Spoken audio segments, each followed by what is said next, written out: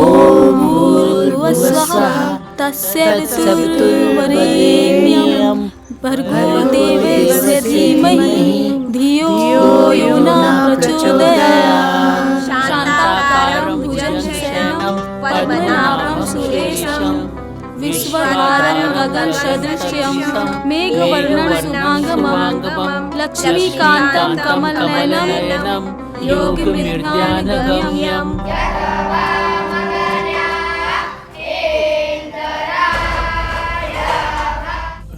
देखी माताजी का भइल एकरा? का भइल? ई नदी के किनारे हमरा पड़ल मिलल हल, बेहोश भी आई।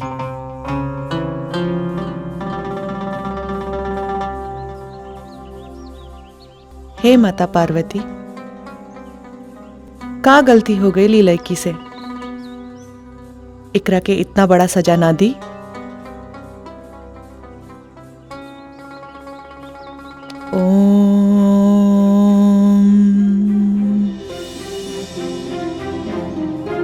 माताजी। पूज्य गुरुजी, चरण स्पर्श। आशा है आप स्वस्थ होंगे। ये मेरा दत्तक पुत्र है जो आज से आपके सानिध्य में रहेगा। हमारे मठ की स्थिति अनुकूल नहीं होने के कारण इसे मैं आपके पास भेज रहा हूं। जिस तरह मुझे आपका आशीर्वाद प्राप्त हुआ है उसी तरह इसे भी प्राप्त हो। इसे शस्त्र और शास्त्र की विद्या के साथ साथ आधुनिक शिक्षा में भी निपुण बनाना है, क्योंकि भविष्य में जो कार्य इसे मैं सौंपने वाला हूं उसमें इसे कई तरह की बाधाओं का सामना करना पड़ सकता है। सादर धन्यवादक, आपका अखंडानंद। इस तरह दोनों की शिक्षा दीक्षा उनके अपने अपने गुरुकुल में प्रारंभ हुआ। एक काशी विद्यापीठ के परमानंद जी के सानिध्य में, तो दूसरी प्रयागराज के महिला मठाधीश त्रिलोचना के मठ में। बाबा, तो क्या वो दोनों फिर मिले? मिलना तो था ही, लेकिन बाबा कैसे? वो दोनों लोग तो अलग हो गए रहे। प्रकृति का खेल। जहां गौरी थी वहां रुद्र को तो आना ही था। 12 साल बाद नियति ने फिर से उन्हें मिलाया। इसी प्रयागराज में, इसी गंगा घाट पर।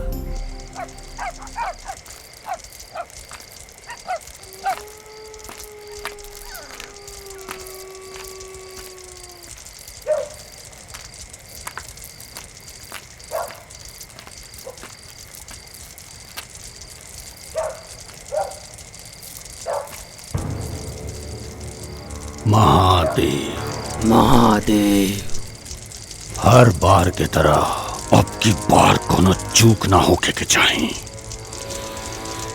काल के शोभा यात्रा व अखंडानंद के जीवन की अंतिम यात्रा होके के चाहिए। ऐसा नहीं होई पंडित जी।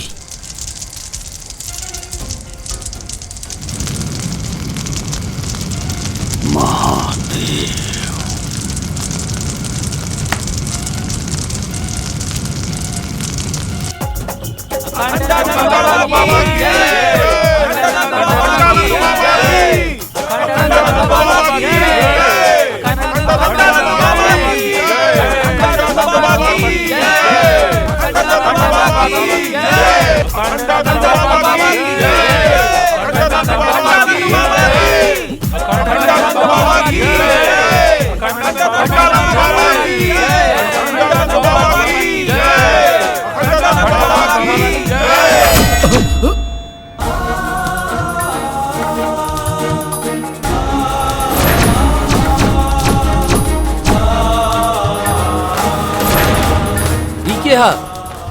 एकरा बारे में जाने चाहता रहा तू लोग की के है?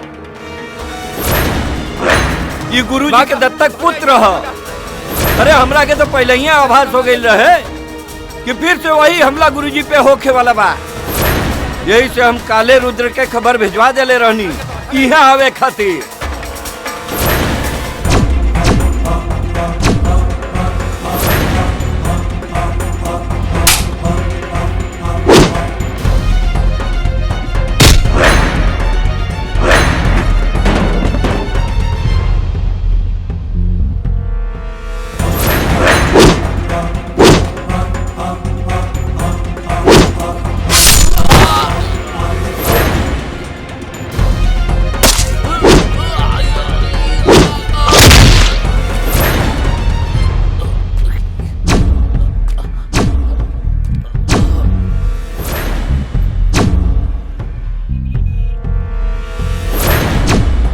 मन गंगा तन तृप्त तेताजस, रहा अवघड़ सा अविनाशी, महाकाल सा नेत्र तीसरा, हूं काशी वाला सन्यासी।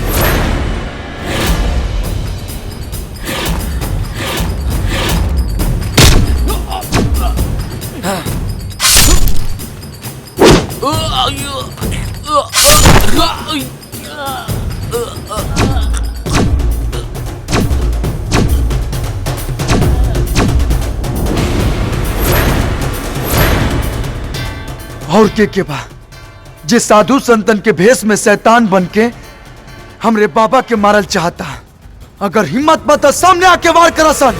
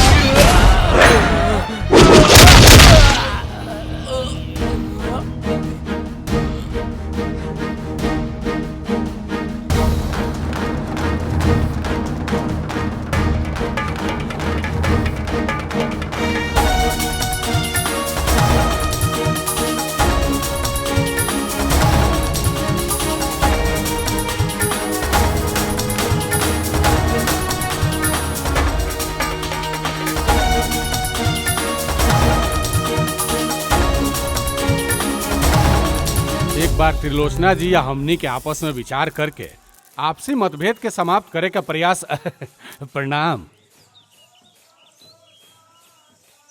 खिलाई पंडित जी और सबके मिठाई खिलाई। कौने बात खातिर? रौर जवान बेटा आ गई और दूसर कल हम मृत्यु से बच गई नहीं। पंडित जी, हम अपना माई के दिहल वचन से बंधल बानी। ना तो रउआ बहुत अच्छे से जानतानी कि हम रउआ की जिंदगी की प्रार्थना करी, ऐसन तो कबो ना हो सकेला। अरे त्रिलोचना जी, अरे अब तक गुस्सा थूक दी, पुरान बात के भूल जाई। ये समय मठ के आपस में संबंध कैसे अच्छा हुई ए पर विचार करे के आवश्यकता बा का गुरुजी? विद्याधर जी, हमरा जीता जीता ये कबो ना हो सकेला। काहे कि आज भी हमार आंख के सामने हमार माई के व्यवस्था, हमार और हमार भाई के वो असाए बचपन आसमान के बादल के तरह घूमेला। चली छोड़ी, मिठाई खाई। प्रणाम। बाप रे बड़ा गुस्सा में बाड़ी। चला चलल जाए। आ कौना बात के भाषण देत रही? छोड़ ना रुद्र, काल तो तू अजय देवगन के फेल कर देला। ले दनादन ले दनादन, हमनी लोग के तो बुझात रहे फिल्म के कोनो सीन चलता।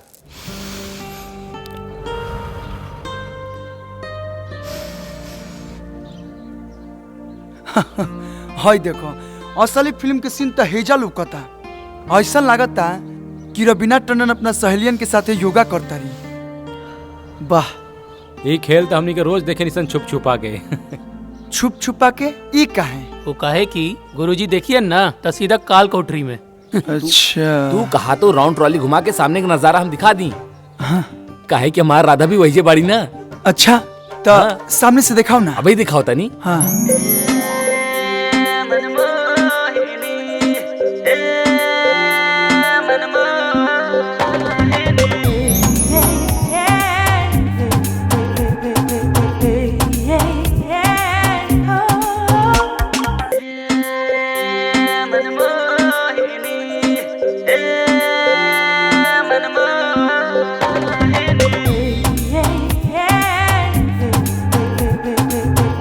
अरे बाप, अरे ई तो सही में रवीना टंडन बिया। लेकिन के बिया?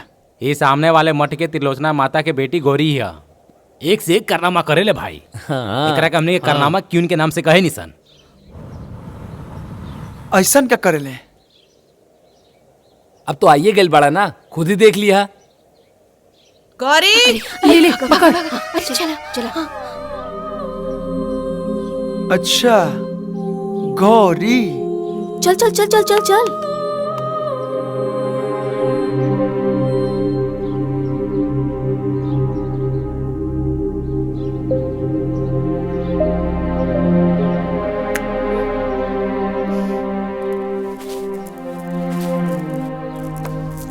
राधा, ई नया लड़का कौन है?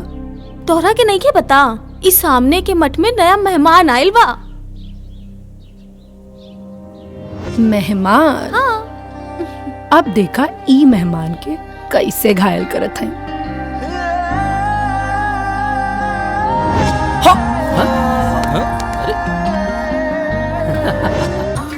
हवा मिठाई ले लो, हवा मिठाई, हवा मिठाई ले लो, हवा मिठाई। मेरा शर्ट भी सिल्वर, मेरी पैंट भी सिल्वर, मेरा चश्मा भी सिल्वर, मेरा नाम भी सिल्वर है। बस बस बस, ये ला हवा मिठाई खा लो। हवा मिठाई? अरे वाह, हवा मिठाई। नंबर 11, तो हर हवा मिठाई खा के तो लागत आ कि जैसे हम हवा में उड़ता नी। हवा में मत उड़ा, पैसा ला 10 रुपया। पैसा? अरे पैसा मांग के तू सब गड़बड़ कर देलू। हे जान, ये हमारे स्टेटस देख के बात करा। पैसा चाहिए? ला निकाल ला। पैसा ना दे बना। तोरा मालूम बना कि हमरा भी पैसा ना रहेला, तो अब काहे पैसा मांगेलू? वैसे तू काम का करेला? काम? काम के तो मत पूछा। काम तो हम के नाम पे दे दे बाबा, के नाम पे दे दे बाबा। अरे, और एक दिन अर्जुन से कृष्ण ने जब ये कहा कि हे केशव, मैं सोचता हूँ कि महाभारत टाल दूं, तो इस पे अर्जुन को क्रोध आ गया और वे बोले कि अरे छलिया, अगर तूने महाभारत टाल दी तो मैं सर्वश्रेष्ठ योद्धा कैसे बनूंगा।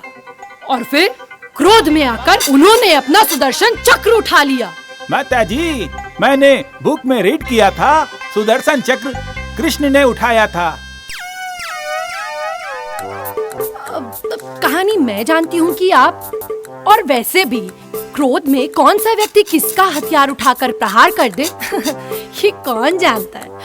अच्छा, तो मैं क्या कह रही थी? माताजी, आप सही कहता जी, सुदर्शन चक्र अर्जुन के पास था। वही तो, अर्जुन ने अपना सुदर्शन चक्र उठाकर कहा कि हे केशव, अगर तुमने महाभारत टालने की तनिक भी चेष्टा की तो मैं तुम्हारा सर धड़ से अलग कर दूंगा। फिर क्या होना था? कृष्ण ने भी न आओ देखा न ताओ, और फिर अपने गांडियों पे प्रत्यंचा चढ़ाते हुए कहा कि अर्जुन, तू ये भूल मत कि मैं सर्वश्रेष्ठ धनुर्धर हूँ। हाय देखा। किंतु माँ, अर्जुन पांडुपुत्र वो सबसे बड़े धनुर्धर थे, और गांडीव तो अब आप कहेंगे कि गांडीव तो अर्जुन का था। तो एक बात बताइए कि आप एक भाषा की महाभारत पढ़िएगा तो एक ही न कहानी जानिएगा। अब अलग अलग कहानी जानने के लिए अलग अलग भाषा की महाभारत पढ़नी पड़ती है। हाँ माता जी सही कह रही हैं। फिर क्या और हुआ फिर? माता जी? तो फिर क्या हुआ? कृष्ण ने बिना विलंब किए अर्जुन के ऊपर अपने बाणों की वर्षा कर दी और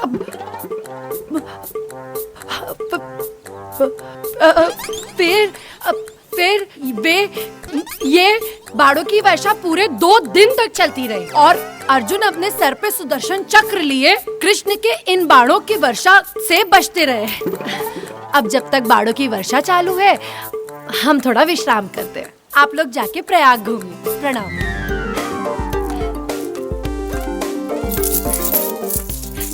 हे मैडम, हे मैडम, ई का होता? तनिक अपना काथा में न सुधार कला, ना तो एक दिन तारा सामने कोनो जानकार भक्त मिल गए ना तो सारा माता जी बनल भुलवा दी। बेफिक्र रहा, जे जानकार भक्त होई वो हमरा लगे काहे आई कहानी सुने। हाँ। और अगर आ भी जाए तो ओकरा के समझावल हमार काम बा, तो हार ना। चला गौरी, देर हो रहल बा, माता इंतजार करत हुई।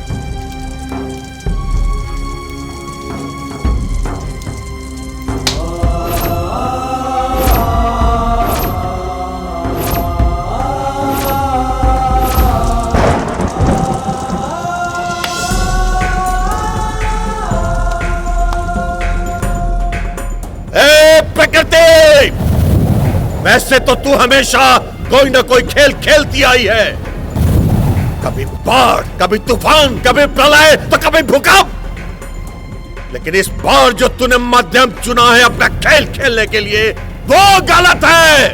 क्या दोष है ऐसे निर्दोष और नादान बच्चों का? तुझ में और मुझ में यही अलगाव है, यही मतभेद है मेरा। मैं तुझे तेरा ये खेल खेलने नहीं दूंगा। तो याद रख, तू भी अपना यत्न कर ले, मैं भी अपना प्रयत्न नहीं छोड़ूंगा।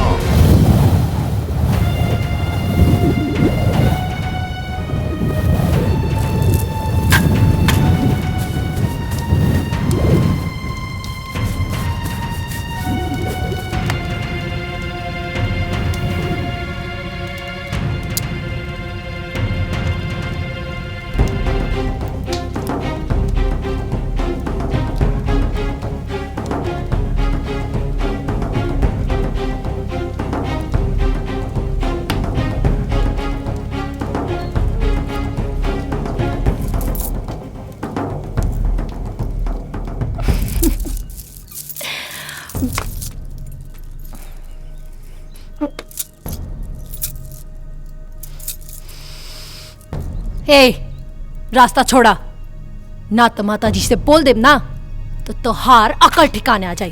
हट। बाम बाम, हमाओ देखा ताने की चिराई कबले बाज के पंजा से छटका दिया। चल रहे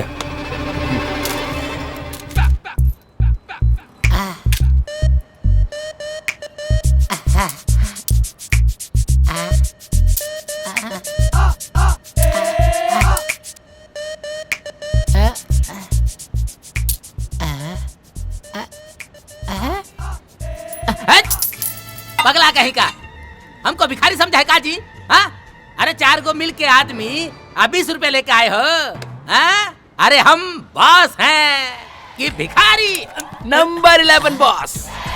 अब वही तो बॉस बड़ा, पर ऐसा चलल ना तो हनुमान हो जाइए आप, समझला? मतलब न रही ई शर्ट न रही पैंट, सीधा बीच में। ए बॉस, मत मारी। रुका तनी, हम आइडिया भुला गए बनी। आइडिया ला बता। कथा सुनाना आता है आपको? कथा? अरे हम पंडित जी है काजी कथा सुनाएंगे? कथा सुनाना तो आना ही चाहिए, नहीं तो दुकान बंद समझिए हम लोगों का। कहे रे? उका है कि हमने के जब भीख मांगे जाता नहीं जाऊ घाट पे तो पता न कहाँ से को लेके आ जा ले। अच्छा। सब पैसा हिन्ने उन्हें कथा बता के सब पैसा उहे ले। एक सेकेंड, हाँ। उसका नाम बताओ तो। गौरी नाम है अच्छा अच्छा अच्छा, अभी उठवाते हैं उसको। हाँ उठा लीजिए। गोड़ हाथ तुरवा ना दिया, भिखारी बना ना दिया तो नाम बदल देना। नंबर 11 गुरु। राम सीता के वनवास काल का आखिरी चरण चल रहा था। सीता हरण और रावण वध बस बचा था। बाकी लगभग रामायण समाप्त हो चुकी थी। एक दिन सीता माता और राम जी अपनी पंचवटी मेप के बाहर आपस में कुछ हंसी ठिठोली कर रहे थे। हे भगवान, हम जहाँ जाता नहीं वहाँ ही पहुँच जाली। तभी वहाँ पर रावण द्वारा भेजा गया हिरण सीता माता को ललचाते हुए निकला और बस सीता माता के मुंह में पानी आ गया उस हिरण को देख कर। सीता माता को हिरण खाई चले जो उनका मुंह में पानी आ गए। नहीं, सीता माता के मुंह में पानी उसके मांस को देख के नहीं आया था, बल्कि उसकी चमचमाती हुई चमड़ी देख के आया था। रामायण में भुलाती। हाँ, उहे हिरण रहेगा सलमान भाई वाला। हाँ बिल्कुल सही, वही तो था। बेचारा जब देखो बार बार मारा जा रहा है। कोई ना कोई पाप ही किए होंगे। वो जब भी जन्म लेता है कोई ना कोई व्यक्ति आकर के उसका वध कर देता है और उसका जलपान कर लेता है। हाँ तो मैं कहाँ थी? हिरण के देख के सीता जी के लालच आ गई। हाँ तो फिर सीता माता लक्ष्मण से कहती हैं, हे देवर दिखाओ अपने तेवर, और कहा कि जाओ इस हिरण का खाल लेकर आओ ताकि मैं और तुम्हारे भैया कभी कभार इस पे आसन लगाकर पूजा पाठ कर लिया करेंगे। फिर क्या, लक्ष्मण जी निकल पड़े हिरण वध के लिए। लेकिन माता जी, हिरण के तो राम जी मरले रहले। नहीं, अरे राम जी ने तो रावण का वध किया था। अब आप ही बताइए ना कि राम जी का जन्म रावण मारने के लिए होगा या हिरण और भालू मारने के लिए? सही कही छथी। हाँ सही बात, सही बात। एकदम सही कहा था नहीं मैडम जी।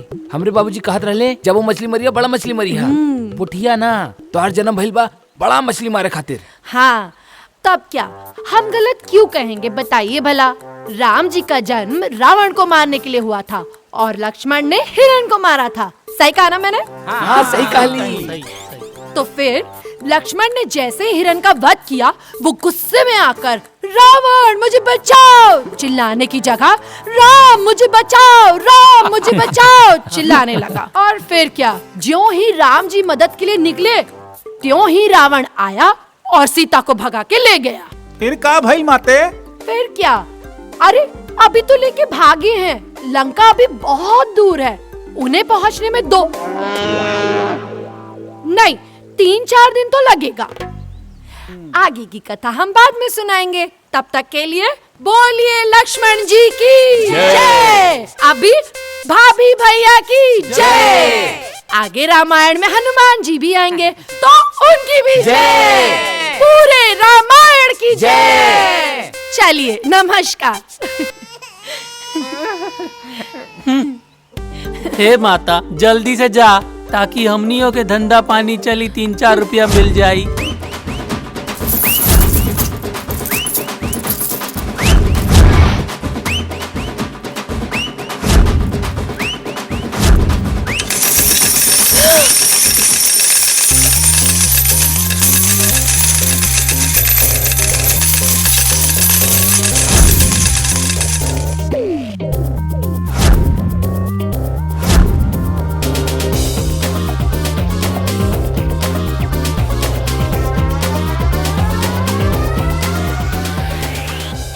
पगला गई बड़ा का, हमार सारा चिल्लर काहे गिरा देला। मतलब एकदम क्रिए खाल ले बड़ू कि केहू के दिमाग में सही से रामायण महाभारत ना रह देबू। दोसर की चिंता छोड़ा और आपन सोचा। ढेर हमरा पीछे पड़बा ना तो हमनी दोनों के मठ के बीच में जौन महाभारत चल रहल बा वो एक दिन तोहरा के ही कुरुक्षेत्र में खड़ा कर दी और मजबूरन हमरा के तोहार वध करे के पड़ जाए। अगर तू साथ देबू ना तो चुटकी बजा के महाभारत जीत ले। काहे से कि हम दुश्मनी के पेड़ के जड़ से खत्म करे पे विश्वास रखिला, ना कि ओकरा के पानी से सींच के ओकरा के लंबा जीवन देहल पसंद करिला। बुझ लो। अच्छा इतना हिम्मत बा तोहरा में तो आवा आज हमार मठ के छत पे। काहे चिलम पिएबू का? का मतलब? हम तोहरा के पहले कस लगावत देख के ना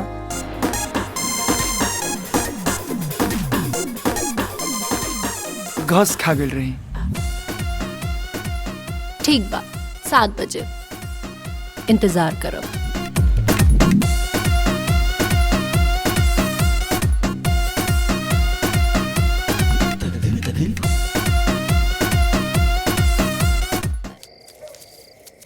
द माचिस द चिल्लम जलावे खातिर।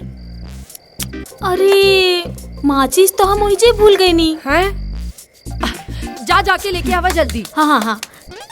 अरे अरे काकी तो नीचे ही बैठल हुई, माचिस कैसे लाए?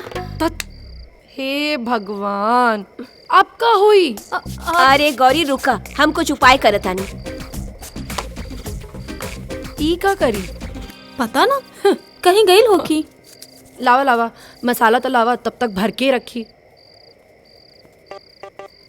जाना तारू, जब तक दू फूक ना मार ली तब तक नींद ना आवे। हमने की आदत बिगाड़ देले बाड़ू।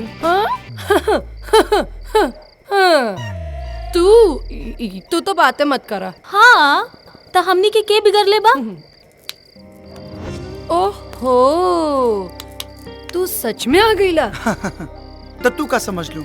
अरे इतना भी वादा के कच्चा नहीं खी। चला अब आइए गईल बाड़ा तो लावा माचिस दो। माचिस? माचिस का हुई? ई चिलम कैसे जली? हाँ माचिस तो ई नीचे भूल गईल बाड़ी।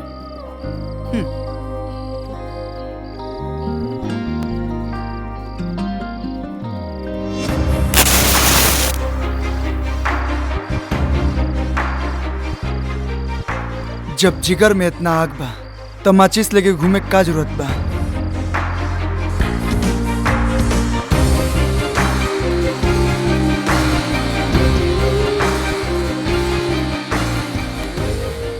अब जब चिल्लम जलाइए देले बाड़ा तो पहला कश भी तू ही फूकला।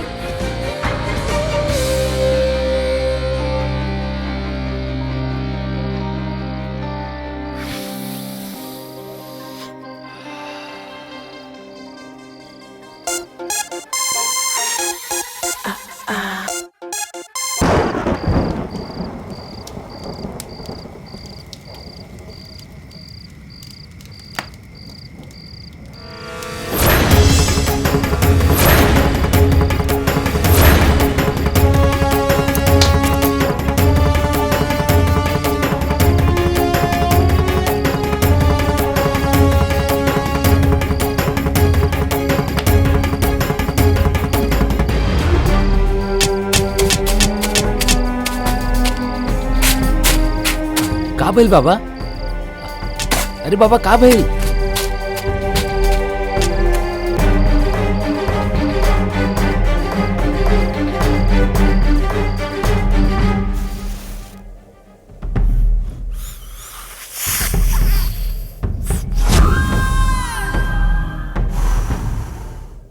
महादेव बम बम। ई चिलम के बुझ रहल आग के तरह ही तोरा दिल में सुलग रहल गौरी के पावे के चिंगारी कहीं बुझ के राख ना हो जाए, यही से बार बार एकरा के हवा देत रहे नहीं। लेकिन कब तक? वैसे हमार सलाह मानो, आई धुआं के जिंदगी से बाहर निकला आऊ कर जौन अखंड मठ के सिंहासन के पावे खातिर हम कर रहल बानी। बम बम। हमार चिंता छोड़ते हमरा जौन करे का बाऊ हम कर ले। तू सोच कि तोरा का करे के बा, काहे कि मठ के असली वारिस आ चुकल बा। तो हमारा तहार भलाई यही में बा कि हमरा से हाथ मिला ला, ताकत दुगना हो जाए। बिल्ली के पंजा और शेर के पंजा में जमीन और आसमान के अंतर बा। कहीं बिल्ली के पंजा शेर के पंजा के वजन उठा सकेला? महादेव महादेव की जय। चलिए आज की कथा यहीं समाप्त हुई। अब जिसको जिसको दक्षिणा चढ़ाना है वो चढ़ाए और बाकी अपने आराध्यों का ध्यान करे।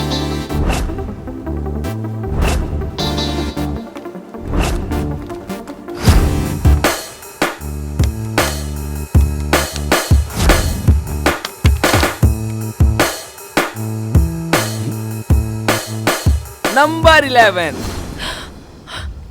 चला आज से कथा हमरा बॉस खिया होई। जियल हराम कर देले हो तू हमार जीवन भी। हे उठाओ सा निकरा के। भागो भागो भागो।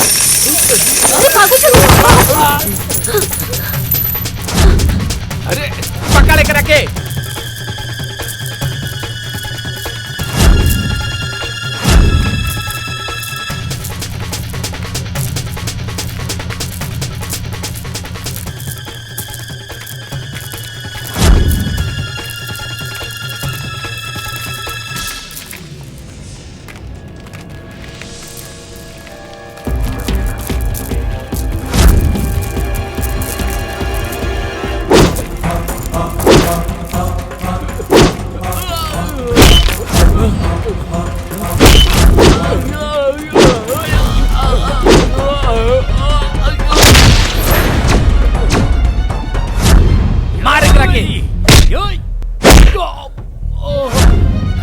मार।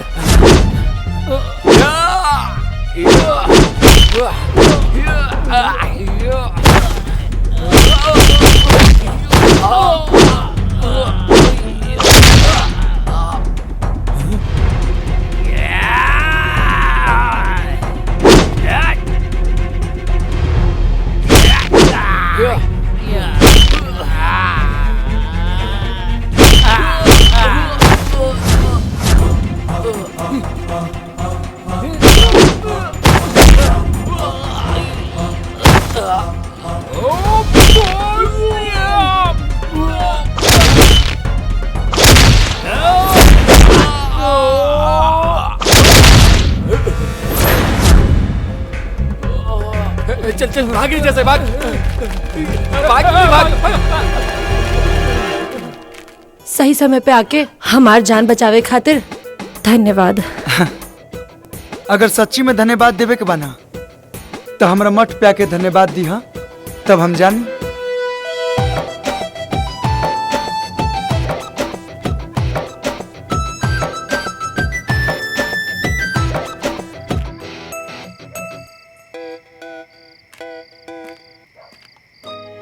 लो आ गई नहीं हम तोहर मठ में। अब तो स्वीकार बाना हमार धन्यवाद। स्वीकार बा बाकी तनिका और करीब आके धन्यवाद दा, वरना ऐसा लागी कि पनो ना खैनी और उठो लाल हो गई। जितना करीब कहा उतना करीब आ जाई। बाकी तू अपना आपकी कैसे संभर बा एक तोहरा ऊपर बा। नाना अभी ना।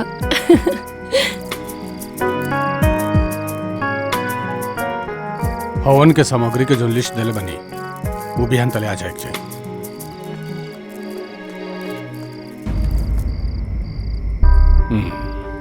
तेबरैया का करता रहे।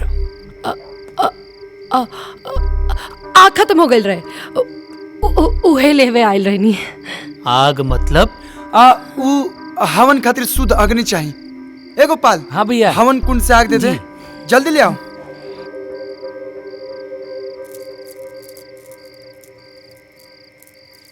ली भैया। हाँ हो गई। चल हम तो के मठ तक छोड़ देते नहीं। चला।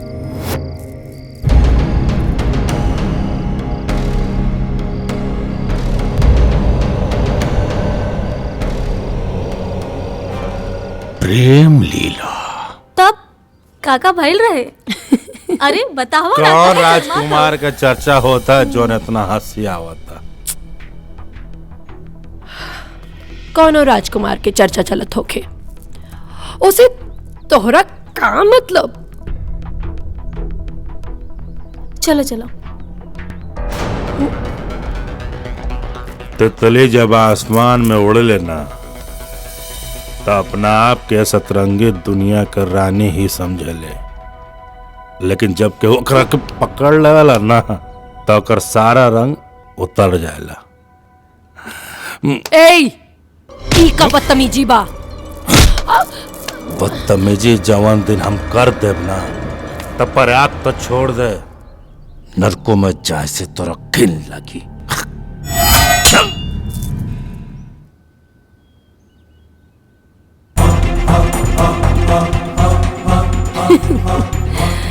तो हार नजर अगर हमरा पर बा तो समझ ला कि तोहरा पर भी केहू और की नजर बा।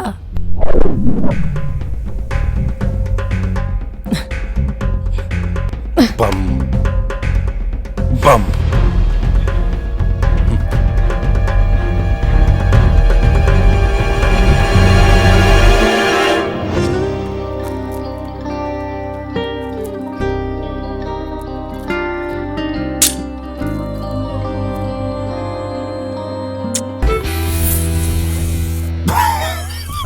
महादेव। ये धुआं से करेजा जरावला से कुछ ना होई, बल्कि अपना करेजा पर सवार अपन दुश्मन के सामने से हटावे के पड़ी। मतलब ई कि हमार सिंहासन आ तोहरा जिद के बीच में बस एक ही गो दीवार बा, रुद्र। लेकिन ये दीवार कमजोर बा, काहे कि नकली ईंट के नींव पर खड़ा बा। अगर हमनी के चाहल जाई तो मिल के ही दीवार के गिरा सकता नहीं जा।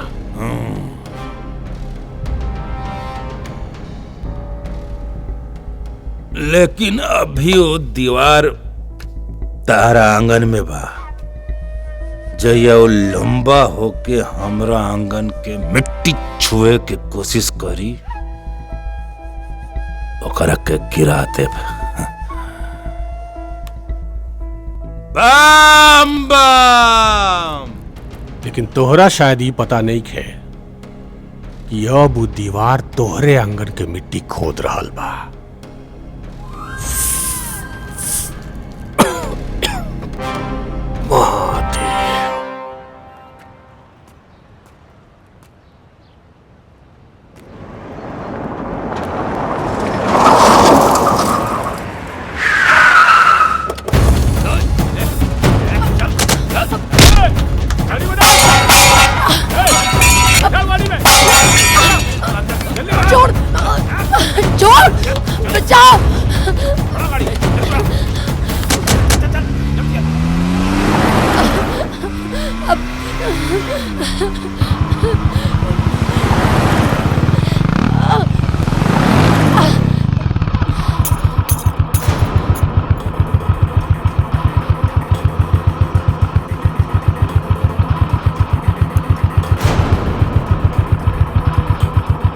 तो गौरी के कंगन लगा था।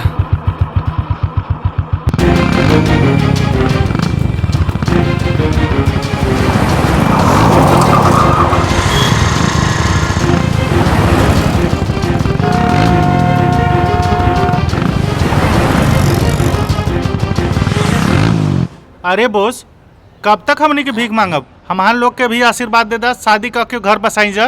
नंबर 11 देखा गोल्डन बाबा इहो ब्याह करी। ए मालिक आगे लागल, ये रहली, ये रहली। Number 11 boss. अरे बैठाओ यहाँ पर बैठाओ। अरे बहुत तारीफ सुने हम भाई। इनका कथा का बड़ा चर्चा सुने हैं, आज हम कथा सुनेंगे। अरे मालिक, अरे मत पूछी। अरे सुनल जो भी ज्ञान बा ना उहो भुला जाई। अच्छा अच्छा। अरे बहुत उटपटांग कथा होला मालिक। एकरा कथा में कबो अर्जुन के हाथ में सुदर्शन चक्र रहेला तो कबो कृष्ण के हाथ में गांडीव, और कबो राम जी के जगह लक्ष्मण के हिरन मारे के भेज देवेली। अरे कबो राधा के रुक्मानी बना देवेली। अरे इता अलगे रामायण महाभारत पढ़ ले बिया। बहुत बढ़िया, बहुत बढ़िया। एक काम करो, जीभ काटो, हाथ में कटोरा पकड़ाओ और ऐसा सुनसान जगह भेज दो कि एक एक रुपया के लिए तरस जाए। मालिक वाह। Number 11 boss.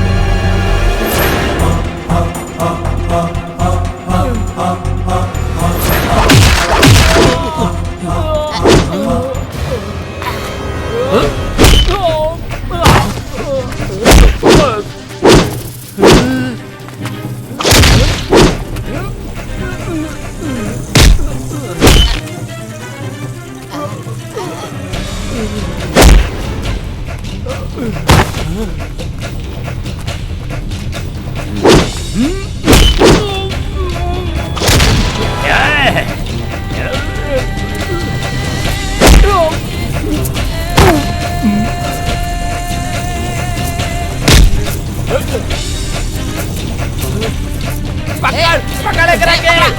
अरे पकड़ा मालिक, पकड़ा। पकड़ा। रुको मालिक, रुको मालिक, रुको।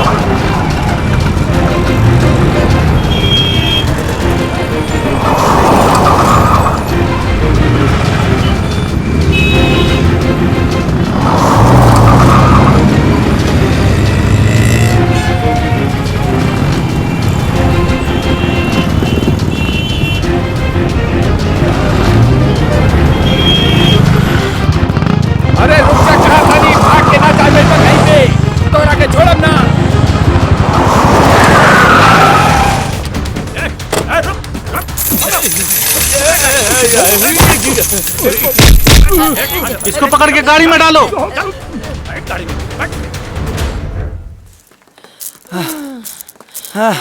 अब अरे मोरी माई हो, ए भिखारी सब हमरा पीछे भूत की तरह पड़ गइल बा। हाँ ठीक कैले बा, जैसन तार करम बानू वैसे नु फल भुगतबू।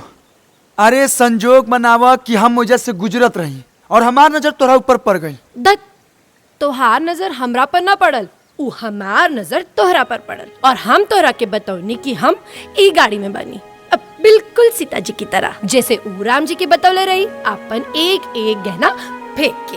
अच्छा एकरा मतलब कि तू रामायण और महाभारत ठीक ठाक पढ़ले बाड़ू, मतलब लोग के झूठे पूर्वक बनावत रहलू। बिल्कुल सही पकड़ला। अच्छा ये सब छोड़ा। हाँ रुद्र हमरा के बहुत भूख लागल बा। भूख लगल बा? एहिजा तो कुछ ना मिली, लेकिन चिंता मत करा, हम कुछ जुगाड़ करतनी, तू एजे बैठा, आवतनी हम। जल्दी आई हो। ओके।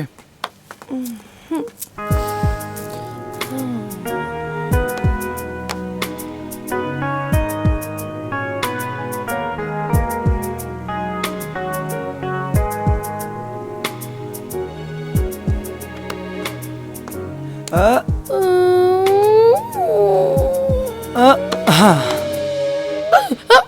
कुछ मिलल? बहुत ढूंढनी, बहुत ढूंढनी, बहुत ढूंढला के बाद बस अमरूद मिला। ई तो हमार पसंदीदा बा। तू ना खाइबा? देबू तो काहे ना खाई। लेकिन ई तो एक गो बा, हम झूठ ना खाइले। अच्छा रुका, हम तोरा के मामा दाते काट के देता नहीं। मामा दाते? मामा दाते। हाँ, मामा दाते तो हमार एगो बचपन के दोस्त जानवी बोलत रहे। जानवी? हाँ जानवी, और वो कहत रहे कि किताब में लिखल बा ना, ई धरती नारंगी नियन गोल बा, लेकिन हमरा लागेला कि धरती अमरूदी नियन बा। अच्छा हाँ। और का? और ये चांद भी ना अमरूदी नियन बा। और है कि सूरज भी अमरूदी नियन बा। अच्छा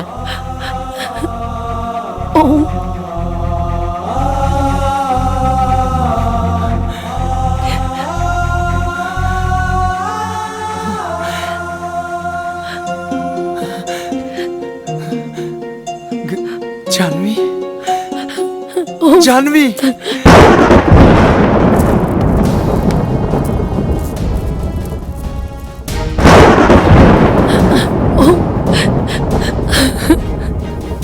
वाह,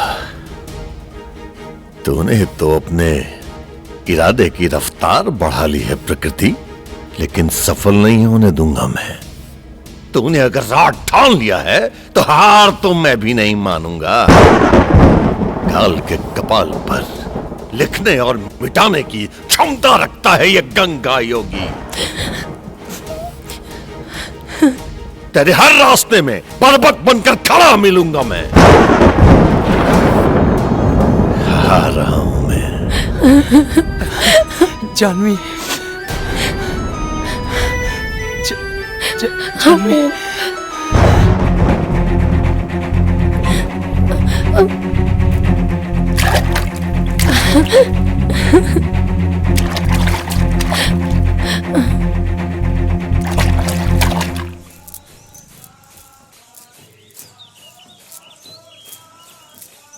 प्रणाम माताजी। का भाई? गौरी अखंडानंद के बेटा रुद्र के साथ घूमतिया। जानवी ओम जानवी एकानन चतुरानन पंचानन प्रणाम गुरु।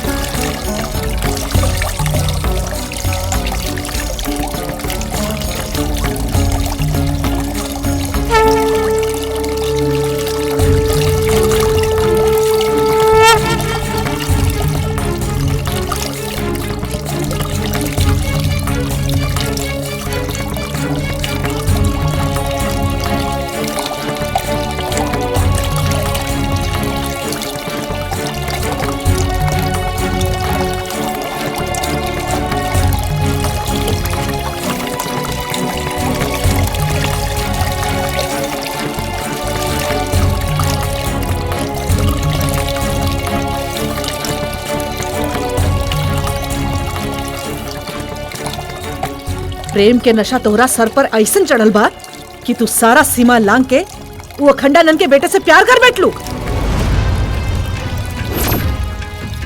जिकरा मट के एक एक इंसान से हमरा के नफरत और घृणा बा। लेकिन माँ, रुद्र और हम बचपन के दोस्त हैं। बचपन के दोस्त वारा तक का भइल रुद्र, हमेशा खातिर ओकरा से दूरी बना के रखा। बाबा रे वही भूल रहल बनी कि हमार असली नाम ओम हा और ओकर नाम जानवी। ओम जानवी, ओम जानवी, ओम जानवी। वो 12 साल पुराना जिंदगी रहे, लेकिन अब तोहरा के ई प्रेम से दूर होके के पड़ी।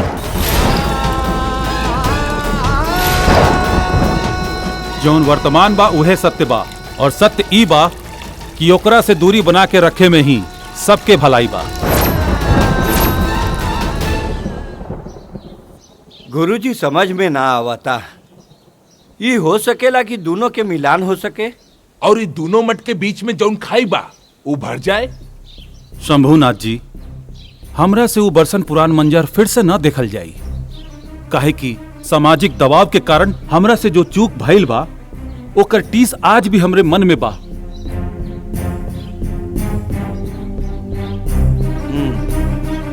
चली।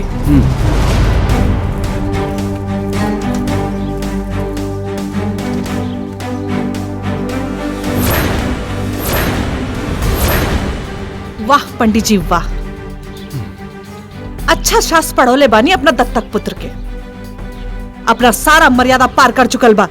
हम अपने आप के शांत रखे के कोशिश कर रहल बानी, न तो वही तरह रउआ पुत्र के भी उहे जगह पर सामाजिक कटघरा में खड़ा कैले रहती जैसे रउआ हमार माई के खड़ा कैले रहनी।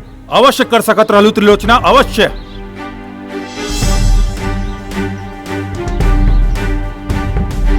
लेकिन शायद तू ई सोच के ना कैले होकबू कि तोहार दत्तक पुत्री हमरा पुत्र के संगे ओही पंचायत में समस्त मर्यादा छोड़ के खड़ा रहल।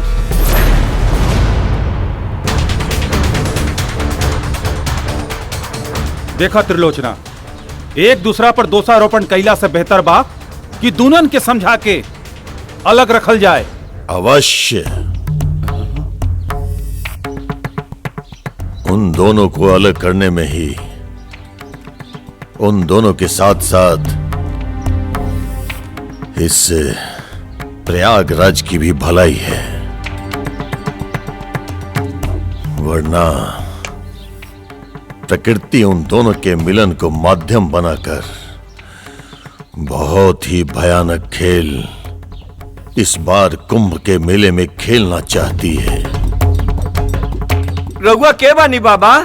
मैं कौन हूं इससे अधिक, मेरी बात पर ध्यान दीजिए आप लोग।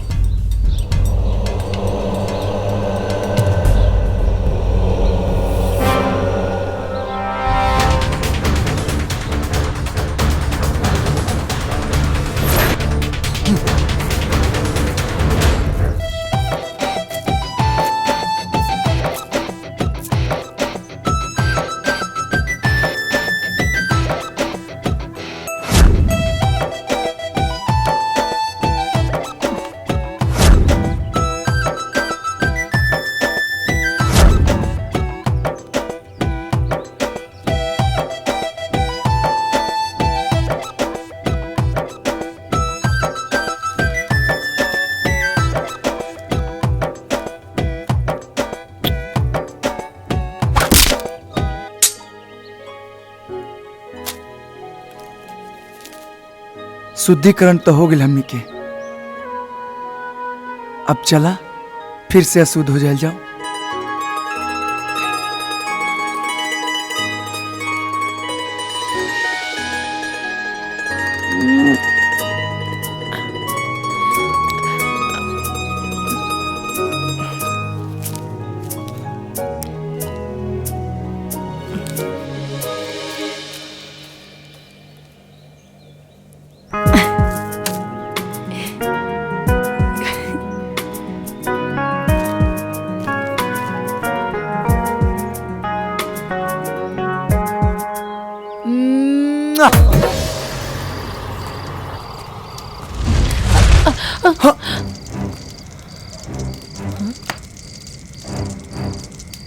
ईश्वर को महाभारत का खेल खेलना था तो उसने माध्यम द्रौपदी को बनाया था।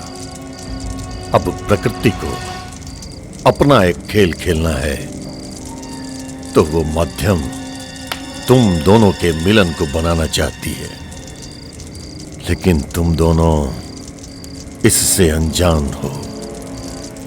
बाबा रौरा गौरी पहचानत बारू नहीं बाबा के? कैसे ना पहचानब, इनकी वजह से तो हमनी दोनों अलग भईनी, इनके तो सब हाथ रहे। ठीक पहचान लो, हमने के माता पिता के मौत के कारण के साथे साथे उस सारा लोग के मौत के जिम्मेदार यह बानी जे वो दुर्घटना के शिकार भइल रहे। बच्चा, कुछ पल के लिए तुम्हारी बातें सत्य हो भी सकती हैं, लेकिन तुम दोनों इस सत्य से कैसे छुटकारा पाओगे कि उस दुर्घटना में सिर्फ और सिर्फ तुम दोनों ही जीवित बचे? हमने के ढकोसला में दोनों लोग नहीं खिंचा पड़े वाला। हम तो बस ये जानता नहीं कि हमनी के माता पिता के मौत के जिम्मेदार रोवे बानी।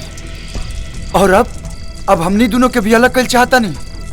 हमनी के कोनो बात रो ना मनब जा, रुआ जा सकता नहीं। एक न एक दिन तुम दोनों मेरी बात अवश्य मानोगे। फिर भी चेतावनी दे रहा हूं तुम दोनों को, हो सके तो एक दूसरे से दूरियां बनाकर रखो, वरना प्रकृति तो अपना खेल खेल ही जाएगी।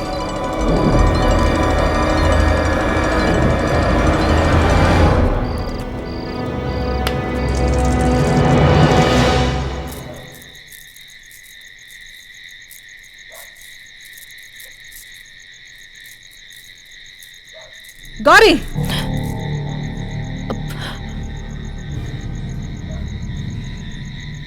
रुद्र से मिलके आ रहल बाड़ू ना? नाता झूठ। तोहार आंख बता रहल बा कि तू झूठ बोलत आड़ू। तोहरा के मना कइले रही ना कि वो रुद्र और वो मठ से दूर रही हा, पर फिर भी तू मिलके आ रहल बाड़ू। लेकिन माँ, ऐसन का बा कि ई दोनों मठ में इतना नफरत बा? कारण? तू कारण जाने के चाहताड़ू ना? तो सुना, बात तब के रहे जब यहाँ कोनो महिला मठ ना रहे। हम, हमार माई और इंद्र तीनों अखंडानंद के मठ में रहत रहनी। हमार माई के अखंडानंद से लगाव हो गई। रउआ के ई महिला से का संबंध बा? आज आपके ये बात स्पष्ट करही पड़ी। मठ में ई महिला के और आपके बारे में लोगन के बीच में अलग अलग चर्चा चल रहा बा। हम ए विषय में कुछ बोलल नहीं की चाहत। लेकिन काहे?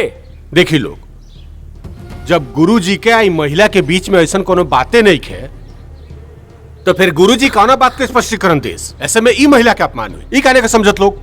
अरे ई महिला के मठ से बाहर कर दी विद्याधर जी। बाकी ऐसा तो नहीं खे महाराज कि पुरुष मठ में स्त्री के रहल निषेध बा। अरे ऐसे में कहू के निकाले के का जरूरत? शंभुनाथ जी, बाकी स्त्री में और ई महिला में काफी फर्क बा। ये अधिकार जोन बा ओई में महिला समाज के अध्यक्ष बाड़ी। हाँ, पंडित जी अगर कोनो संबंध कहिए तो समाज कुछ सोची। देखिए, इस सब पे तर्क कैला से कोनो फायदा नहीं होके वाला। हाँ, ई हो सकता कि हमनी के सुलोचना जी के ई मठ से जाए के आज्ञा दे सकता नीचे का।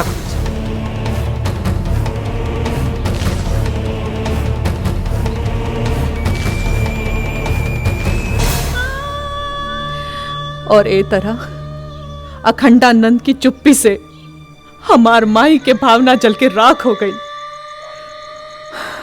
माता जी तो मर गई, पर आखिरी क्षण तक अखंडानंद के भूल न पैली। लेकिन हम उहे समय ये फैसला कर ले दी कि हम एक अलग मठ के निर्माण करब और अखंडानंद के बराबरी में खड़ा होके दिखाई।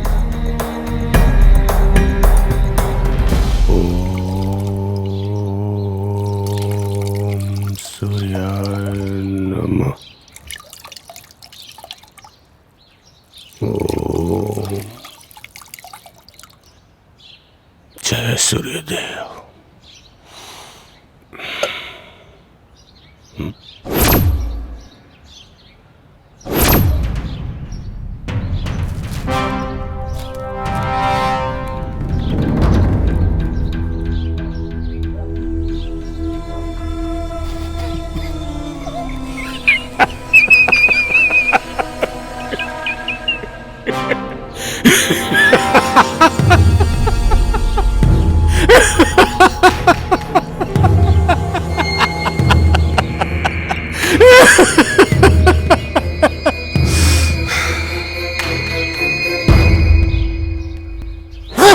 महादेव, वाह!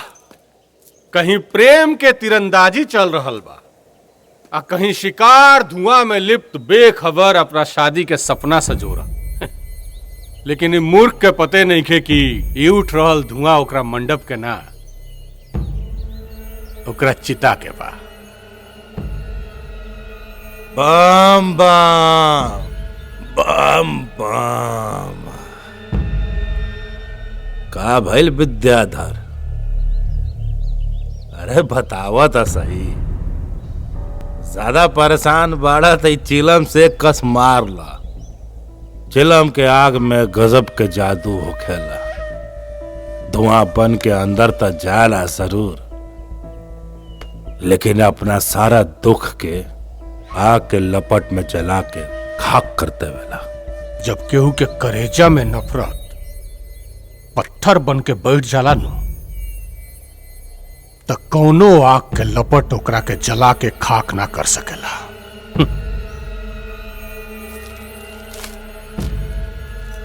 देखा,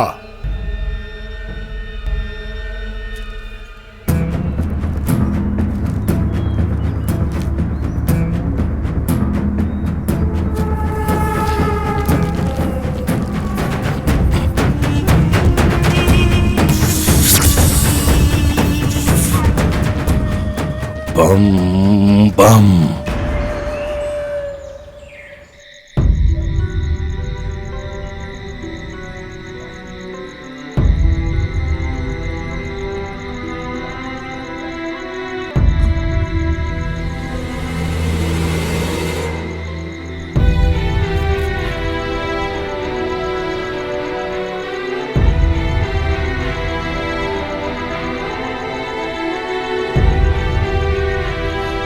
गौरी,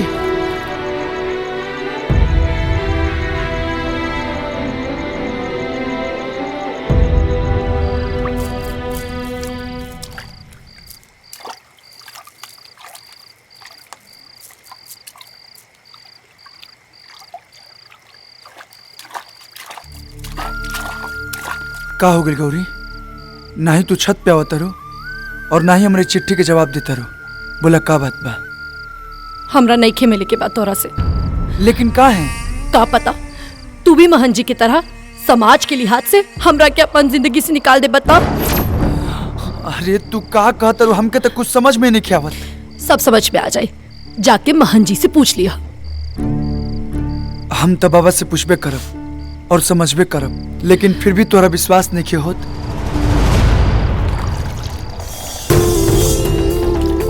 तब प्रयाग के पवित्र धरती पर त्रिवेणी संगम घाट पे तोरा से वादा करतनी कि जियब भी तो तोहरे साथे और मरब भी तो तोहरे साथे।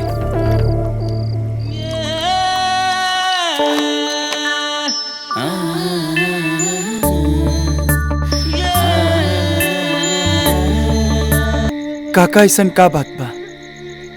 ई दोनों मठ में इतना दूरी काहे बा? बेटा, गुरुजी तो हमके बतावे खातिर मना के लिए बढ़न, बाकी तोहरा से छुपावल भी उचित नहीं खे। कबा की जैसे इंसान इंसान के दुश्मन बा, वही तरह से मठ मठ के दुश्मन बा।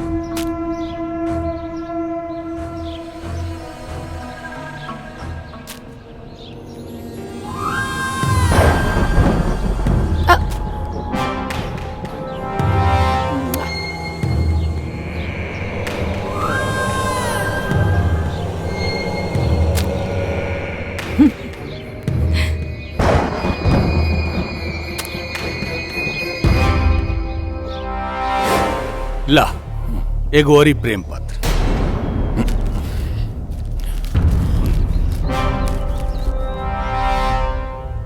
अब एकरा टकटकी लगा के मत देखो, तेरे पास खाली आधे घंटे के टाइम बा।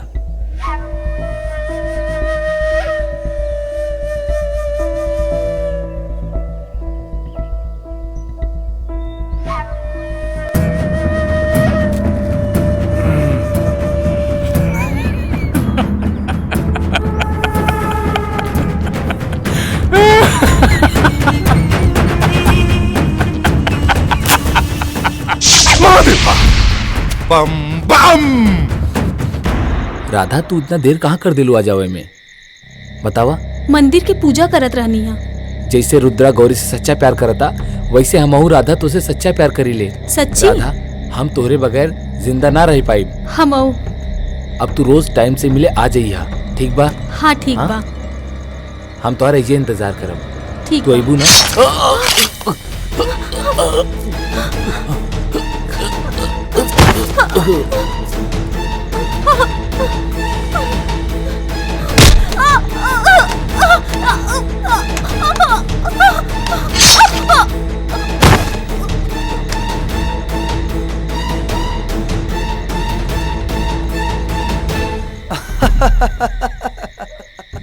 अरे चुप रहो। अरे गोपालवा कहाँ बा नहीं लौकत? हो यहाँ कहाँ अपने राधा के पास? अरे हाँ भैया। हट बोल बे फालतू। हाँ यार तो मिल गए तो हमनी के बारे में भुला गइला। ये सब बाबा सुन लेना। जब रुद्र यहाँ बा जब चुप तो ऊमा केकरा के मार दिले हुए।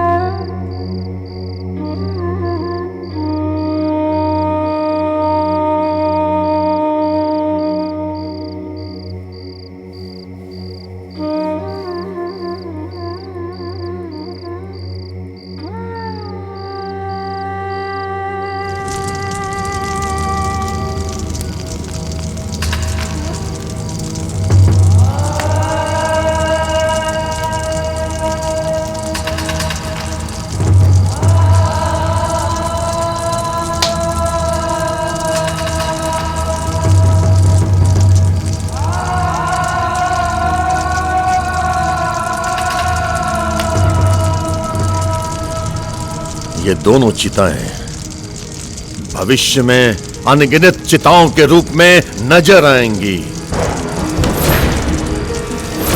और ये सब इन दोनों के कारण और भविष्य में आगे भी होगा। अब भी समय है, अगर चाहो तो स्थिति सामान्य हो सकती है। अगर इन दोनों को अलग नहीं किया गया तो भविष्य में जितनी भी मौतें होंगी उन सबको शमशान तक पहुंचाने के लिए कंधे कम पड़ जाएंगे। पहला ही से कहत रहे कि अलग करा अलग।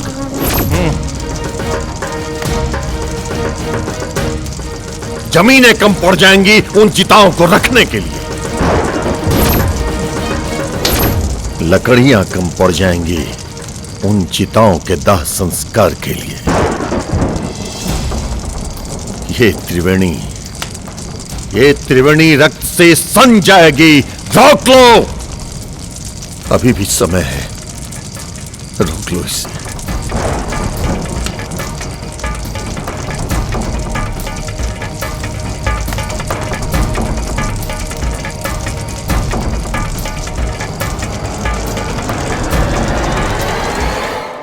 रुद्र हाँ? ऐसन तो नहीं खे कि जौन बात बाबा बोल रहल बाड़े उस सच होके वाला बा।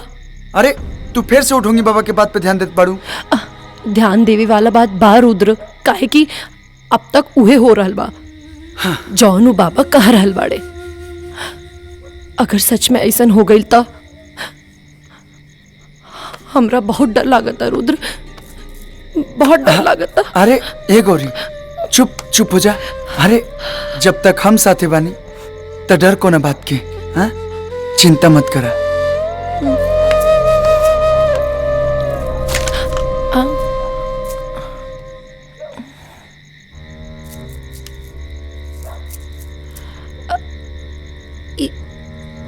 इता इंद्र की चिलम्बा का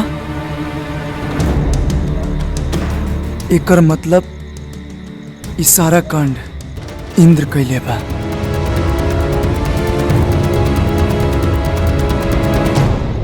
चलो निकाल। चिलम हमरा पास नहीं खे, तू ही ना रखेला अपना पास। देखा जेब में।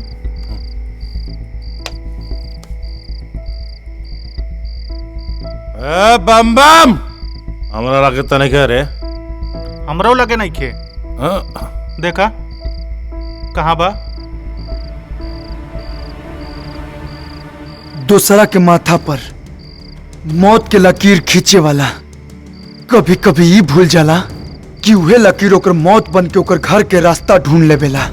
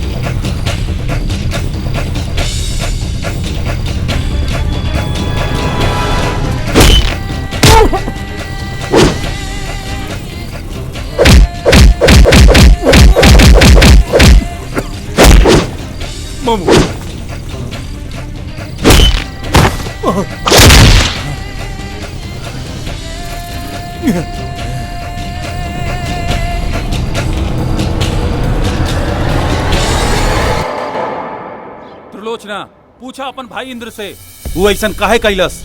आखिर का दुश्मनी रहे लोकर गोपाल से? बस पंडित जी बस। रवा तो इंद्र पर ऐसा दोषारोपण कर रहा बानी जैसे रवे के मट के बच्चा मरल बा। ये मत भूली कि हमरे मट के भी एगो बच्ची मरल बिया। इंद्र ही गोपाल और राधा के मरले बा। एकर चिला मोजा मिलल रहे। चिला मोजा मिलल रहे। एकर मतलब ई ना भेल कि हम ही दोनों का मरले बानी। देख झूठ मत। रुद्र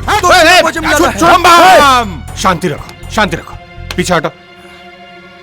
तू चिंता जन कर रुद्र, हमनी के घटना के तह तक जल जाए। जी गुरुजी, लेकिन जे भी दोषी पकड़ाई ओकरा के पूरा समाज के सामने ले आके उचित दंड रहल जाए। यही मठ के फैसला हुई।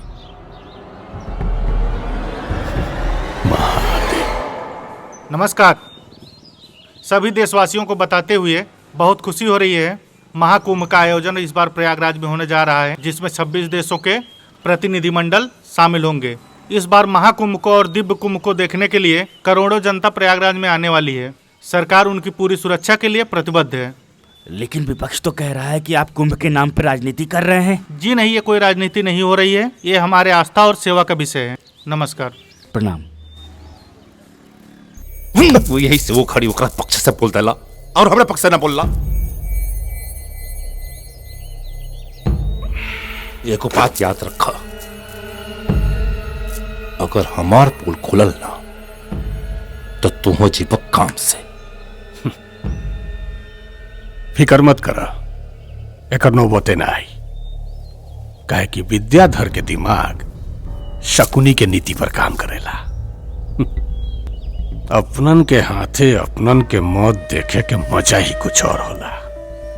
खेले दो लोग के, करे दो रास लीला। बम बम। काहे ई जमाना प्यार के दुश्मन रहल बा हमेशा। काहे इतना नफरत की निगाह से देखेला लोग प्यार करे वालन के। काहे से कि समाज हर औरत में राम की सीता ढूंढेला। लेकिन पूजा तो राधा और कृष्ण की भी होला ना। गौरी, ये जमाना अपनी सहूलियत से पसंद और नापसंद बदलत रहेला। तो रुद्र और गौरी की का हुई? रुद्र और गौरी के मिलन त जन्म जन्म के बा। कभी शिव और सती बन के तो कभी शंकर और पार्वती बन के। हमनी के मिलन त तय बा, चाहे ए जन्म में या अगले जन्म में। हाँ?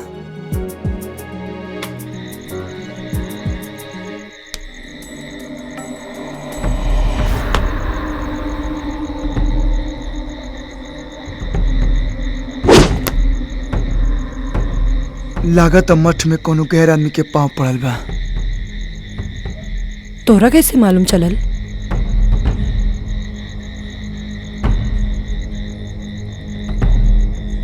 चोर चाहे कितना भी चतुर हो जाए, अपन चाल ना बदलेला। तू एजे रुका, हम देखा तनी।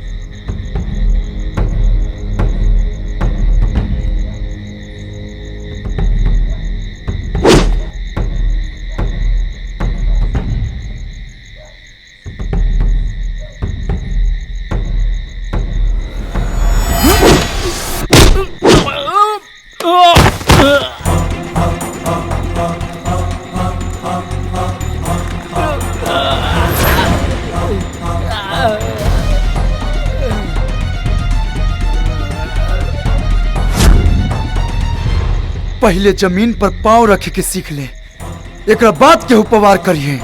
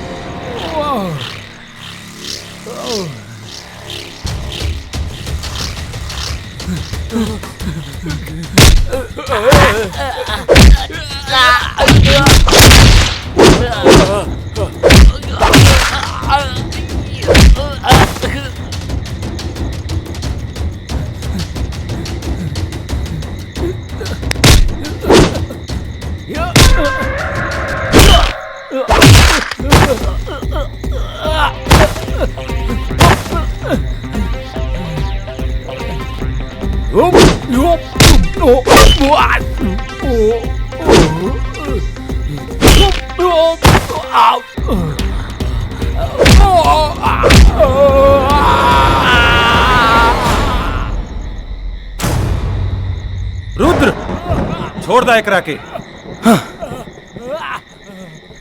बोल, तोरा के भेजलस हमरा के मारे खातिर?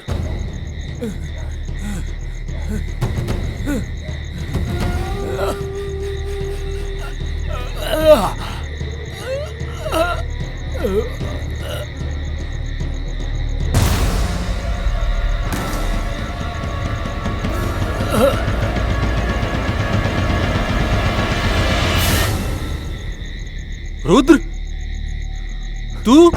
ना बाबा, बाबा हम महादेव, महादेव, राउर पुत्र ही राउर हत्या के प्रयास कर रहा बा। ना बाबा, ऐसा कोनो बात नहीं के बाबा। गुरुजी, इतना बड़ा अनर्थ होके से बच गए। जॉन राउर मुंह एकरा के पुत्र पुत्र कहत थकत ना रहे, यह राउर हत्या के प्रयास कर। ना बाबा, हम गुरुजी, अभी भी समय बा गुरुजी, ना तो बाबा जी के सब बात सच हो जाए।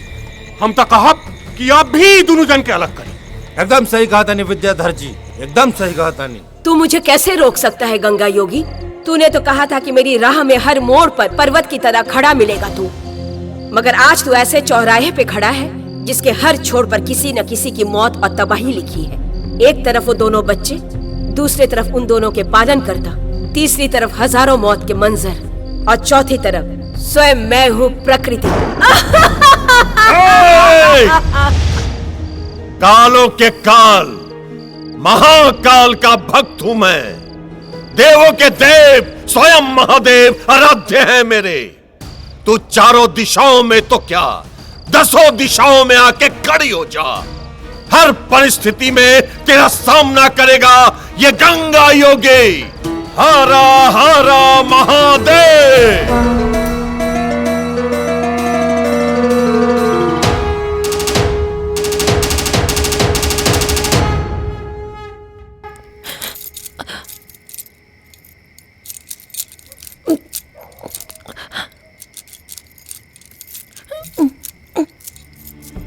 माँ जाई दी ना हमरा के, हमरा रुद्र के पास जाए के बा।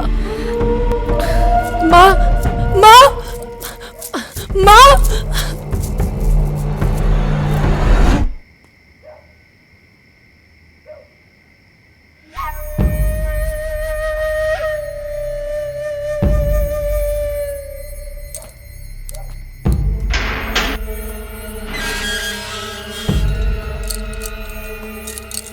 रुद्र, रुद्र, रुद्र,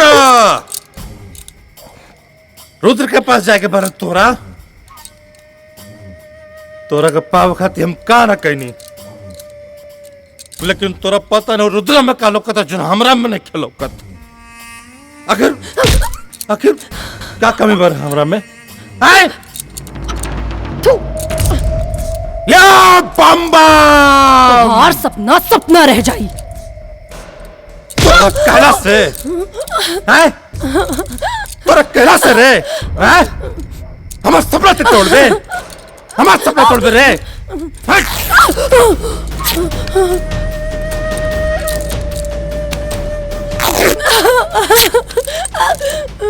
तोरे पास अब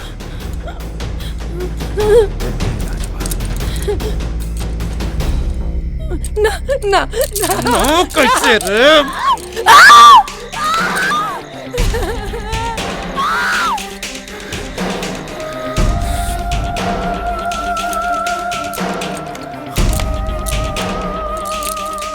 बम बम बम बम।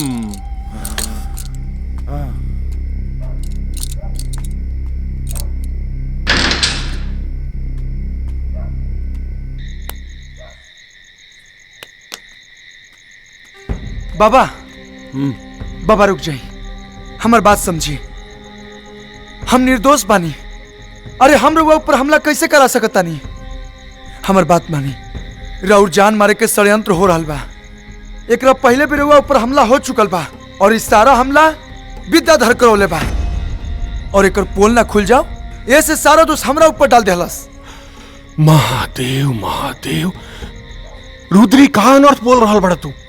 गुरुजी, ये रुद्र उ लड़की के प्यार में पागल हो गई बा।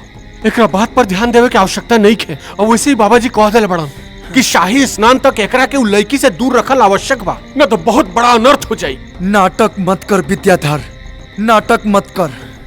तू बाबा के मूर्ख बना सकता रे, लेकिन हमरा के ना।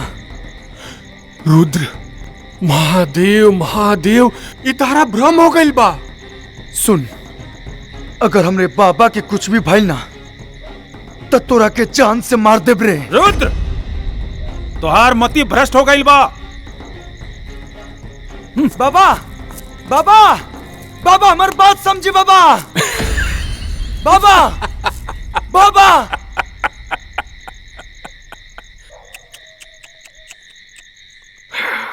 केकरा के समझावे के प्रयत्न कर रहा बड़ा रुद्र? उ मूर्ख अखंडानंद के, जकरा के हम बरसों से मूर्ख बनावत आ रहल बानी। आज तक की मठ में जितना भी अप्रिय घटना भइल बानू, उस सबके सूत्रधार हम बानी। चाहे वो त्रिलोचना के माता के मठ से निकाले के सारा दोष तहार पिता मूर्ख अखंडानंद के माथा पर मरे के बात होके, चाहे वो तोर मूर्ख अखंडानंद के बार बार मारे के प्रयास, सब हमार देना। लेकिन असली कांड तो काल सुबह शंखनाद के समय हुई, जब काल सुबह के शाही स्नान तोर पिता मूर्ख अखंडानंद अपने ही रक्त में डूब के करी। विद्याधर,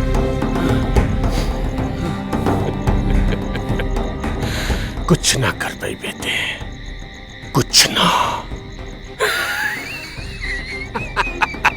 महादेव महादेव।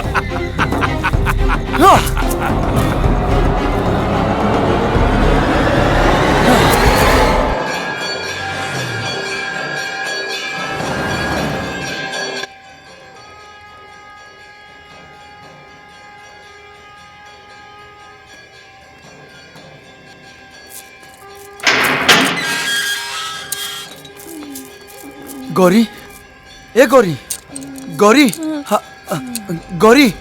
रुद्र। हाँ, हाँ मागिनी।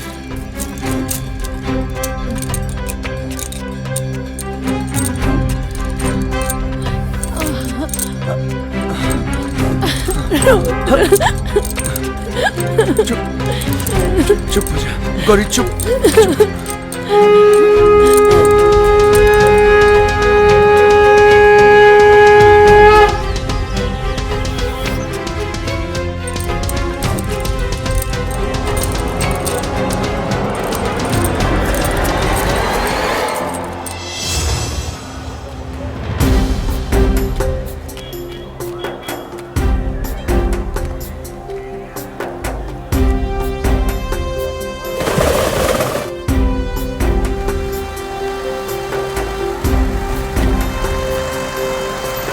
अखंडानंद बाबा की जय, अखंडानंद बाबा की जय, अखंडानंद बाबा की जय, अखंडानंद बाबा की जय, अखंडानंद बाबा की जय, अखंडानंद बाबा की जय, अखंडानंद बाबा की। डमरू वाले बाबा की जय, डमरू वाले बाबा की जय, डमरू वाले बाबा की जय, अखंडानंद बाबा की जय, अखंडानंद बाबा की। मैं आखिरी बार चेतावनी दे रहा हूँ तुम दोनों को, रुक जाओ वरना अनर्थ हो जाएगा। बाबा हमने दोनों के रास्ता से आज रुआ हट जाई, न तो सच में अनर्थ हो जाई। विद्याधर और इंद्र मिलके बाबा और त्रिलोचना जी के मारे के प्लान बना ले। उन दोनों को तो मैं यहीं से भस्म कर सकता हूँ। मुझे चिंता उन दोनों की नहीं है, बल्कि मुझे चिंता है उस भयानक मंजर का, जो आज से 12 साल पहले मैंने तुम्हारे इन नन्हे हाथों में देखा था। वो क्षण आने ही वाला है। देखो, देखो प्रकृति को, देखो प्रकृति के उस अट्टहास को। अरे बाबा रुआ का सुनावत नहीं, का दिखावत नहीं, हमके कुछ समझ में नहीं क्या आवत। ना हमके सुनाई देता और ना दिखाई देता। बाबा आपसे हमारी विनती बा कि हमने दोनों के शांति से जिए दी। तुम्हें मेरी बातों पर भरोसा नहीं होगा। मैं तुम्हें अपनी दिव्य शक्ति देता हूं, जिसकी मदद से तुम उस मंजर को अपनी आंखों से देख पाओगे।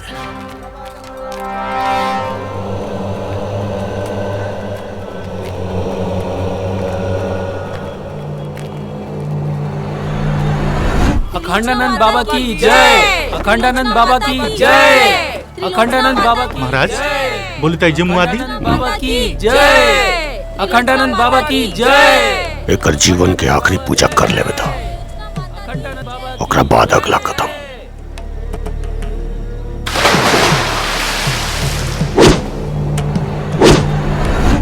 अखंडानंद बाबा की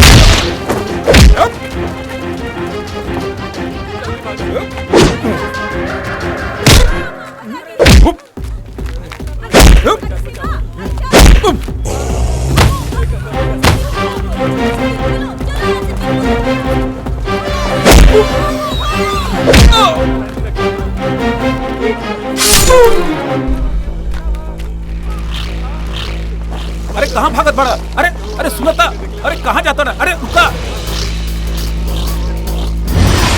रुद्र। महादेव।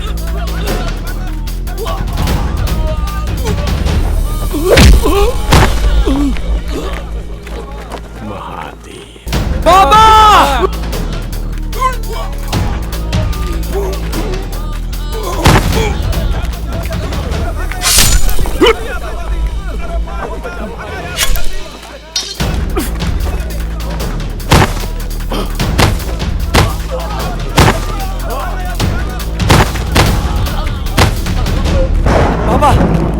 बाबा!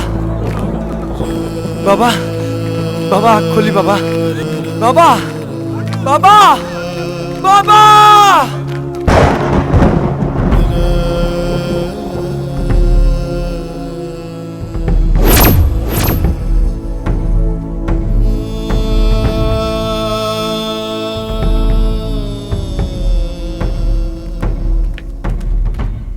देखा, बताओ बच्चा, जिन साधु संतों ने तुम्हें जीवन दिया, शिक्षा दीक्षा दी, क्या उनकी मौत का कलंक तुम दोनों अपने ऊपर ले सकोगे? बच्चा, मैं तुम दोनों के मिलन के विरोध में नहीं हूं, बल्कि मैं उस भयानक मंजर से डरता हूं जो तुम दोनों के मिलन के बाद होगा। मेरी बात मानो बच्चा, एक दूसरे से अलग हो जाओ, बचा लो इस धरती पे होने वाले इस कलंक से।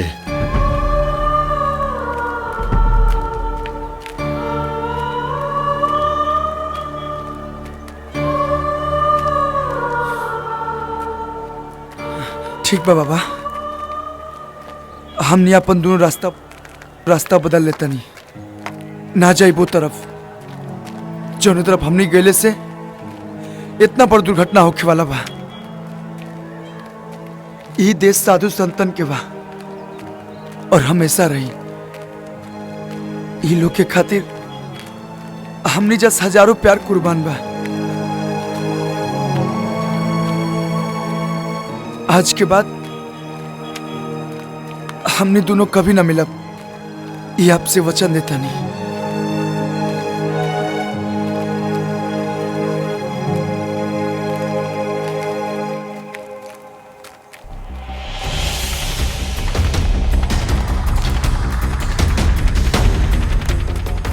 चला तानी बाबा, हमने दोनों के अपन आशीर्वाद दी।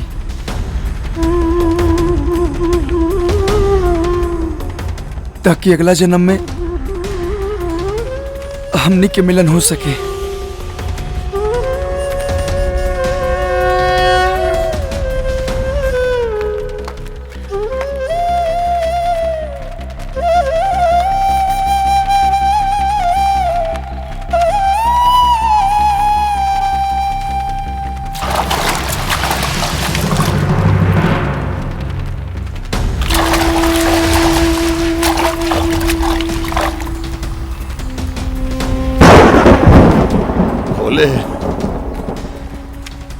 तेरा लाख लाख धन्यवाद जो तूने मेरे इस प्रयास को सफल किया। ये क्षण सदैव तुम्हारा ऋणी नहीं रहेगा।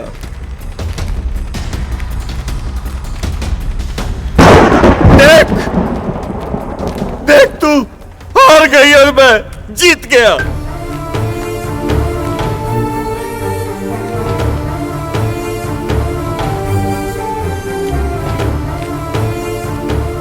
जो तू खेल खेलना चाहती थी, वो खेल मैंने खेलने नहीं दिया। अलग कर दिया दोनों को एक दूसरे से। देख वो दोनों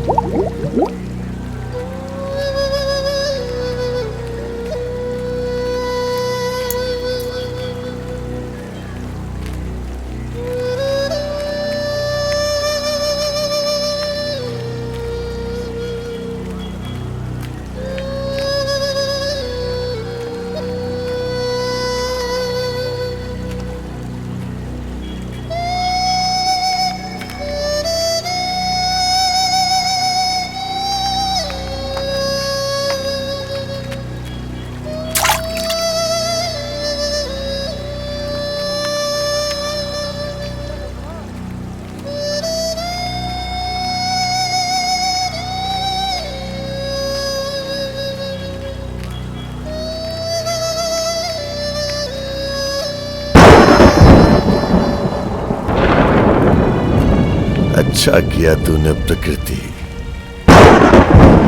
इन बच्चों को पुनः जन्म देके उम्र लंबी कर दी है तूने मेरी। और आज पहली बार